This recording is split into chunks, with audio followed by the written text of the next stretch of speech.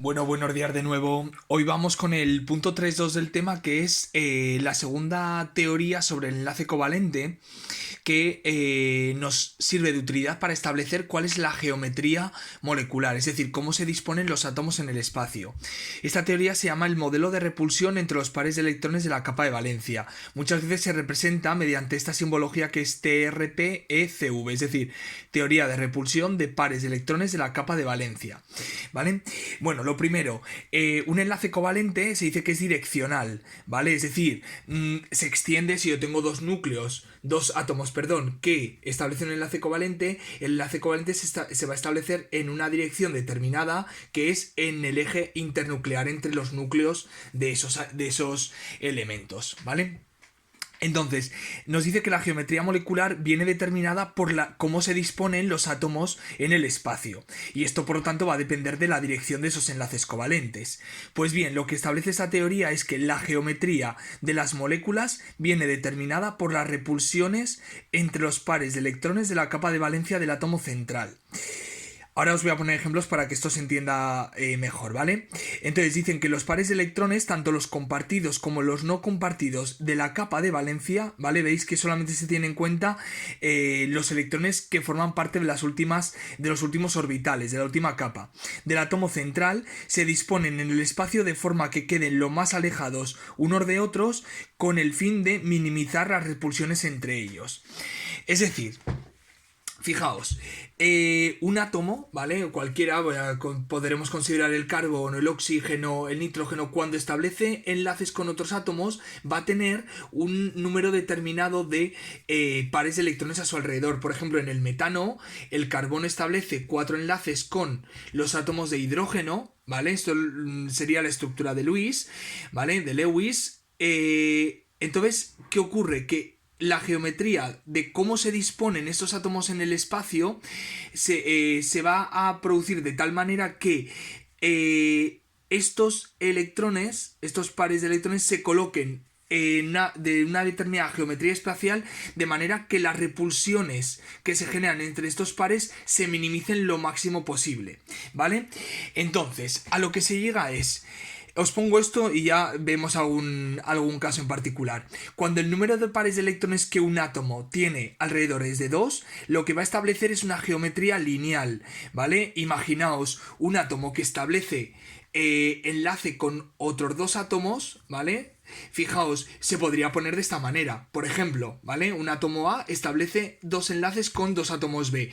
¿Por qué no va a ser la geometría espacial de esta manera? Porque con este ángulo, ¿vale? La repulsión entre estos pares de electrones es mayor que, por ejemplo, si se colocan de esta manera.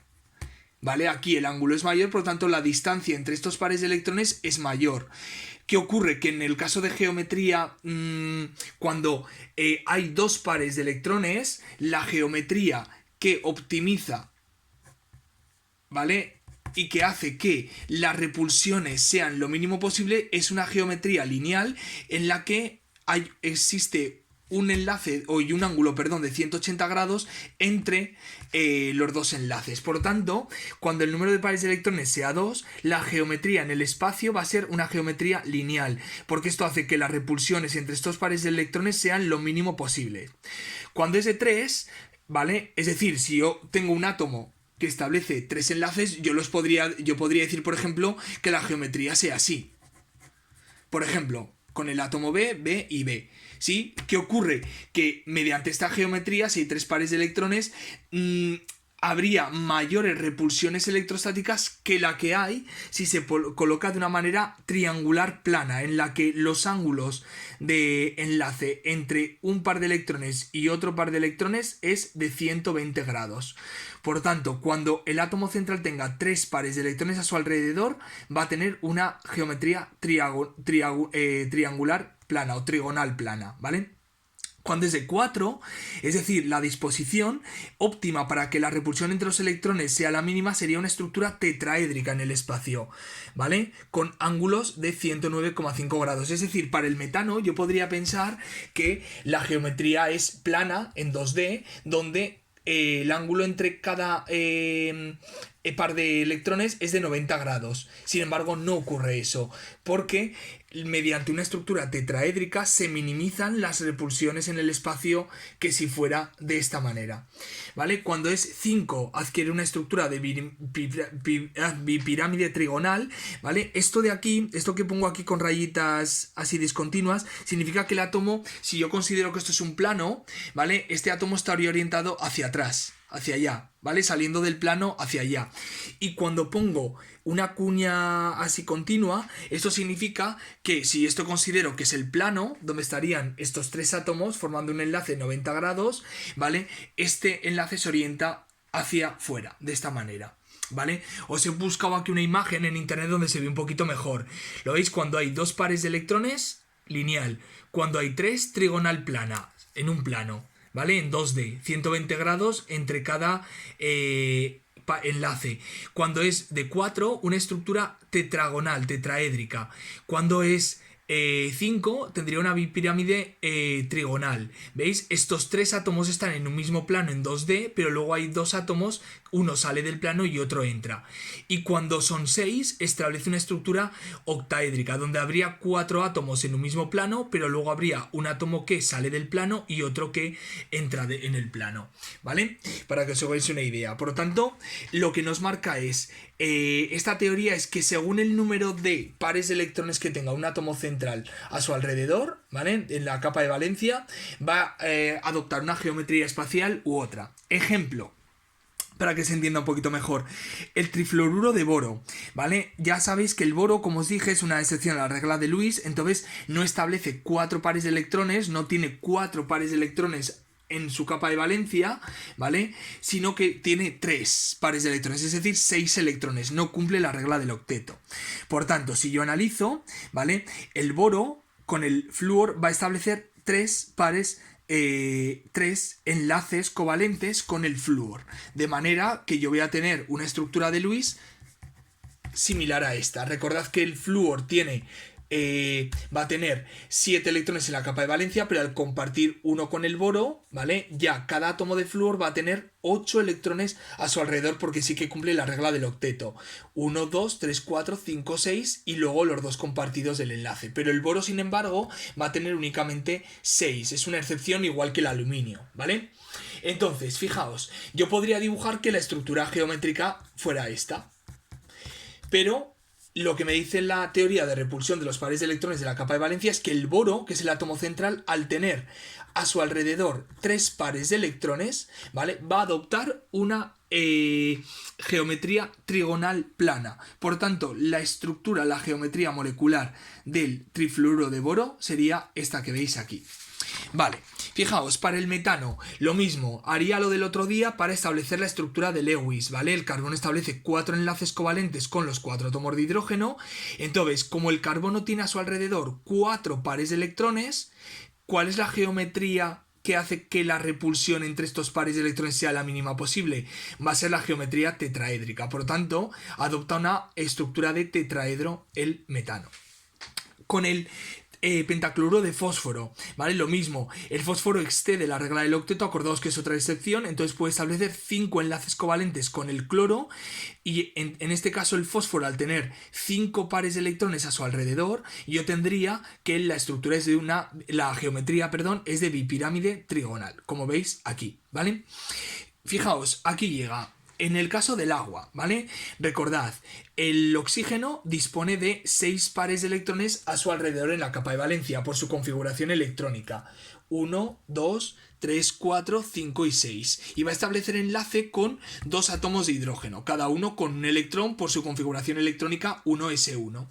Bien, como el oxígeno necesita tener 8 electrones a su alrededor en la capa de valencia, va a tener que establecer 2 enlaces covalentes, que son con los que establece con el hidrógeno. Y cada hidrógeno tiene estructura de gas noble, como el helio, ¿vale? Al tener 2 electrones en su capa de valencia. ¿Qué ocurre aquí? Vale, cuidado, porque aquí podríamos pensar que al establecer 2 enlaces covalentes, ¿vale? Tiene geometría lineal. Es decir, podríamos pensar que la molécula de agua es así, ¿vale? con dos enlaces y por tanto 180 grados. Pero cuidado, en este caso también hay que tener en cuenta los pares de electrones no compartidos, porque estos también ocupan un determinado espacio.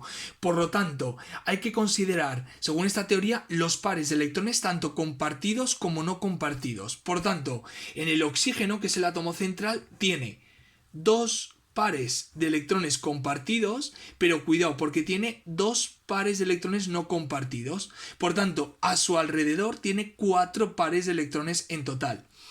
Por lo tanto, al igual que el metano, el oxígeno adquiere una estructura tetraédrica también, ¿vale? En forma de tetraedro, donde se pondrían los hidrógenos de esta manera y luego un par de electrones en esta región del espacio y otro par de electrones en esta región del espacio, formando una estructura tetraédrica, ¿vale? Realmente, así como en el metano los ángulos de enlace son de 109,5 grados, en el caso del agua son ligeramente diferentes porque las repulsiones entre estos pares son mayores y entonces hace que los ángulos se cierren ligeramente. Pero debido a las clases de esta manera no voy a entrar en estudiar estas excepciones ni ¿vale? Ni estos efectos. Entonces quedaos con este concepto general y ya está. Lo mismo ocurre con el amoníaco. Fijaos, en el amoníaco, ¿vale? Tiene 5 pares de electrones a su alrededor por la configuración electrónica y entonces para adquirir configuración de gas noble, la estructura de Lewis, ¿vale? Va a establecer 3 enlaces covalentes con los átomos de hidrógeno. Por tanto, yo voy a tener el nitrógeno con 2 pares aquí no compartidos y luego cada otro electrón lo va a utilizar para establecer un enlace covalente compartiendo un electrón con el hidrógeno. De esta manera, el nitrógeno tendría 8 electrones a su alrededor. 2, 4, 6, 7 y 8. Pero cuidado, podríamos pensar que al establecer 3 enlaces covalentes con 3 átomos, tendría una estructura trigonal plana como en el trifluoruro de boro. Cuidado, hay que considerar también el par de electrones no compartidos porque este par de electrones también ocupa un determinado espacio. Por lo tanto, también el amoníaco va a tener una geometría tetraédrica. Se va a disponer en el espacio de manera tetraédrica, ¿vale? Fijaos, en el CO2 es una molécula un poco particular porque si estudiamos la estructura de Lewis, el carbono necesita ganar 4 electrones, ¿vale? Para tener estructura de gas noble y el oxígeno necesita ganar 2, ¿vale? Por lo tanto, como el carbono va a establecer enlace con 2 átomos de oxígeno pero necesita 4 electrones, va a compartir 2 electrones con cada átomo de oxígeno.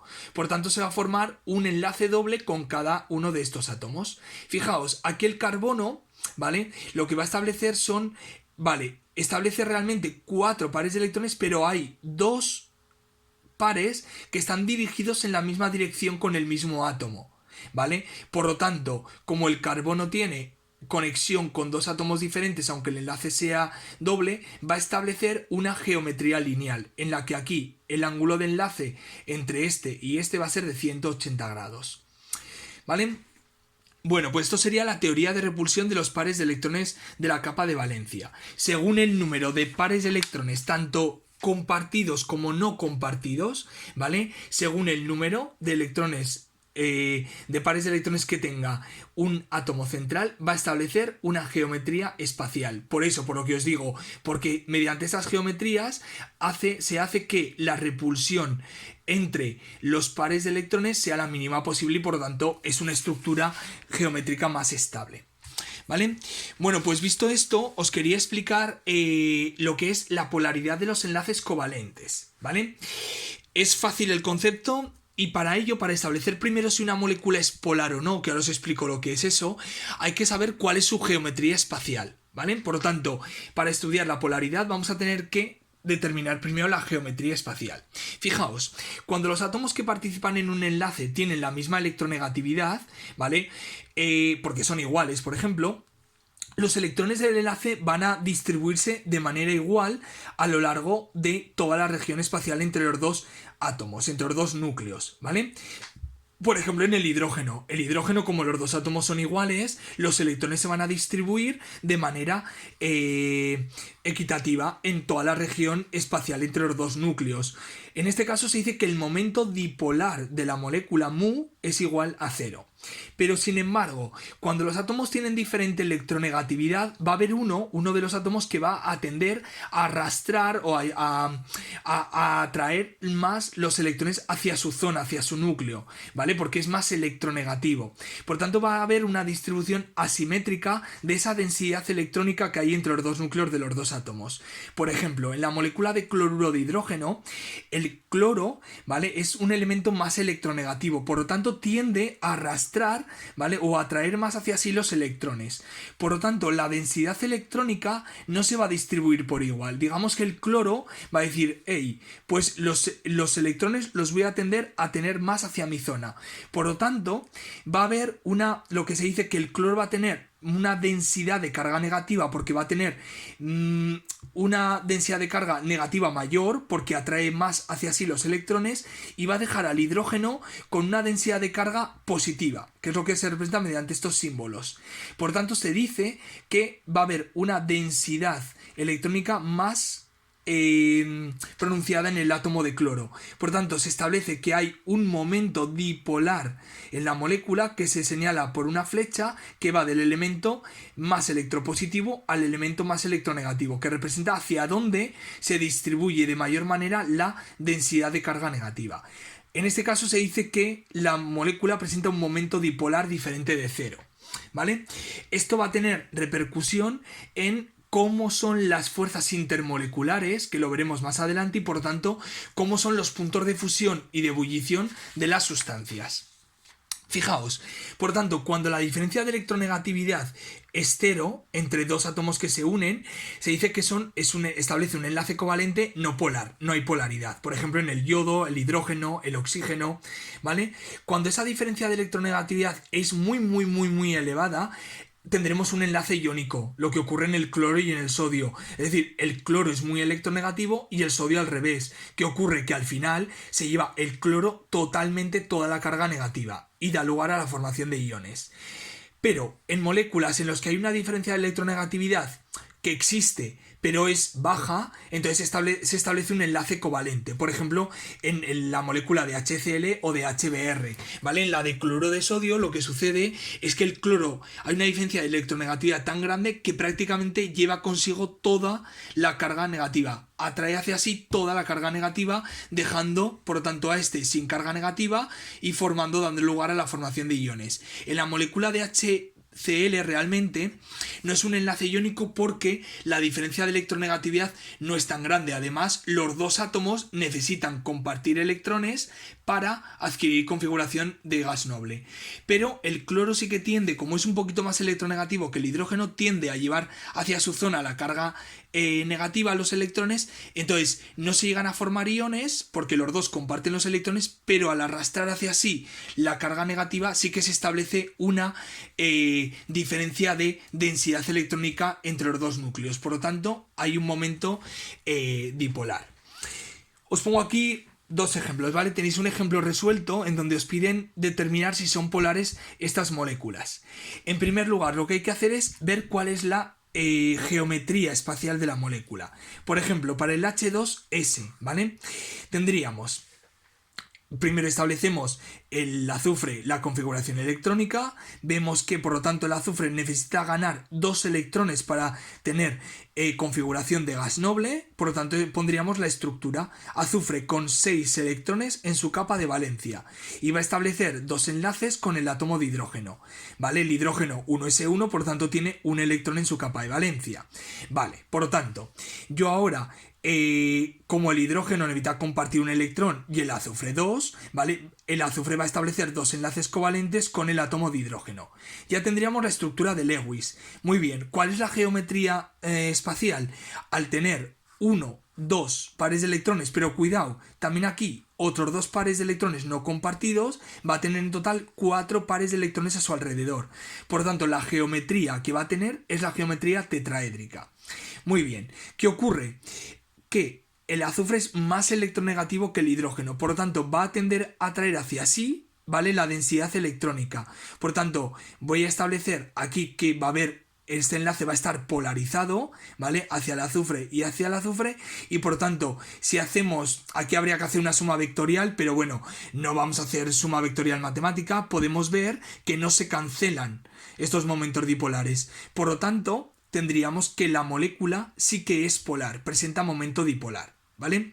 En el dióxido de carbono, si establecéis la geometría lineal, veis que el oxígeno es más electronegativo, por lo tanto habría un momento dipolar hacia el oxígeno, y en este enlace lo mismo hacia el oxígeno. ¿Qué ocurre? Que por simetría se cancelan los momentos dipolares. Por lo tanto, el dióxido de carbono sería una molécula no polar, ¿vale? Y aquí tenéis también el estudio de otras dos moléculas para estudiar la polaridad. Con esto termino lo que sería la teoría de repulsión de pares de electrones de la capa de valencia y el concepto de molécula polar.